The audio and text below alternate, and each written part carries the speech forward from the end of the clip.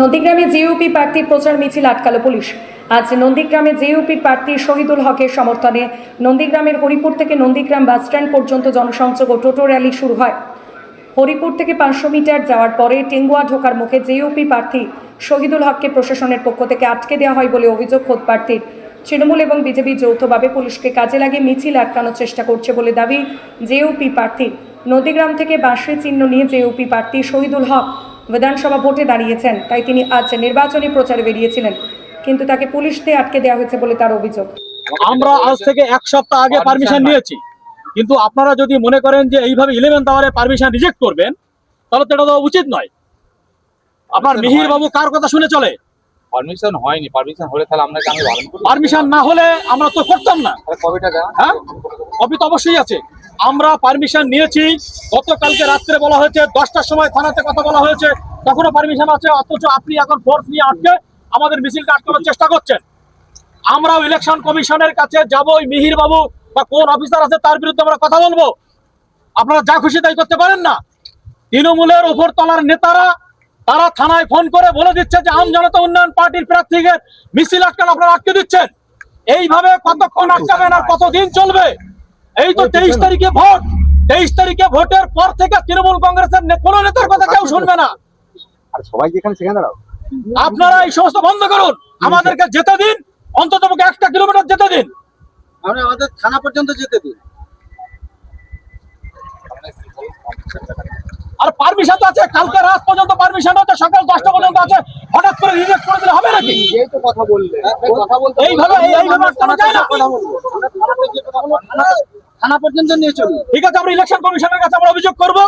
আপনারা নিশ্চয়ই মিডিয়া দেখছেন যে অন্যায়ভাবে আমাদের এই পারমিশন রিজেক্ট করা হয়েছে। সকাল 10টা পর্যন্ত পারমিশন আছে। আমাদের এই রোড শো টাইম হচ্ছে 10টা থেকে দুপুর 2টো পর্যন্ত।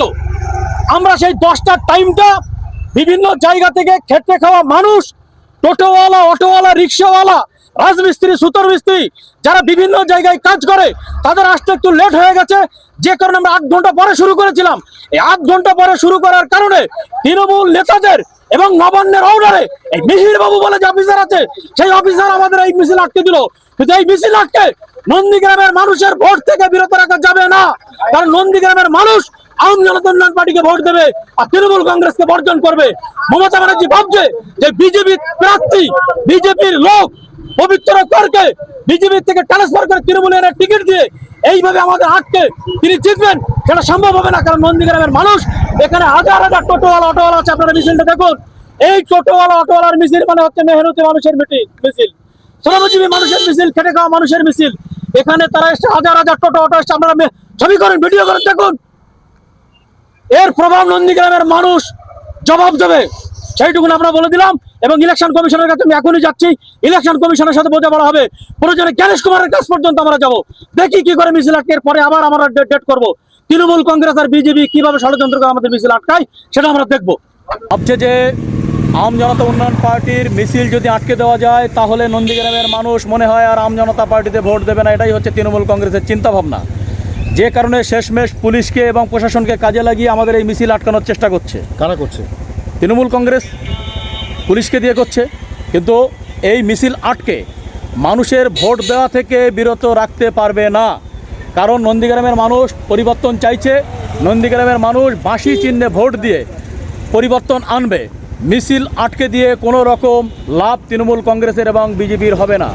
তৃণমূল কংগ্রেস এবং বিজেপি যৌথভাবে পুলিশকে কাজে লাগিয়ে আমাদের এই মিছিল আটকানোর চেষ্টা করছে। আপনাদের কি পারমিশন ছিল? পারমিশন অবশ্যই করা হয়েছে, তারপরে ওই ঘটনা এখন তারা করছে, জোর জবরদস্তি করছে, পারমিশনের কাগজ দেখানো হচ্ছে। কি বলা হচ্ছে প্রশাসনের তরফ থেকে? আরে প্রশাসনের তরফ থেকে ওরা তো নানান রকম কথাবার্তা বলে, মানুষকে হ্যারাসমেন্ট এবং হেনস্থা করার জন্য এক এক সময় এক এক রকম কাগজপত্র চায়। পারমিশনের জন্য আমরা অনেক আগেই পারমিশন নিয়েছি, সেই সমস্ত কাগজপত্র আমার ইলেকশন এজেন্টের কাছে আছে। তারপরেও তারা এসে এই মিছিল আটকে দিচ্ছে। এখানে তৃণমূল নেতা, তৃণমূল সরকারের ঊর্ধ্বতন যারা কর্মচারী বা অফিসার আছে, তাদেরকে দিয়ে এই ধরনের কাজ করানোর চেষ্টা করছে।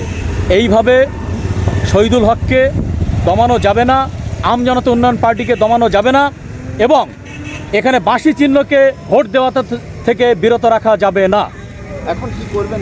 পরবর্তী পদক্ষেপ? দেখুন, আমরা আইনকে সম্মান দেই সব সময়, এদিকে আইনকে সম্মান দেই, কারণ নন্দীগ্রামের মাটি হচ্ছে ইতিহাসের মাটি, ইতিহাস তৈরি করে। আমরা চাই না যে আমরা এখানে বিশৃঙ্খলা তৈরি করে নতুন করে ঝামেলা সৃষ্টি করতে, কারণ নন্দীগ্রামের মানুষ মনে প্রাণে ঠিক করে নিয়েছে তারা মাসি সিম্বলে ভোট দিয়ে পরিবর্তন আনবে। সুতরাং আমরা এখানে পুলিশের সঙ্গে ঝামেলা করে, ইলেকশন কমিশনের অফিসারদের সাথে ঝামেলা করে আমরা নতুন করে ক্যাচাল তৈরি করতে চাই না। আমরা তাদের সঙ্গে আলোচনা করছি, আলোচনা যদি সুষ্ঠু সমাধান হয় ভালো, যদি সুষ্ঠু সমাধান না হয় তাহলে আমি আমার যারা রাজনৈতিক নেতা এখানে আছে তাদের সঙ্গে আলোচনা করে সিদ্ধান্ত নিয়ে আপনাকে 5 মিনিটের মধ্যে জানাচ্ছি।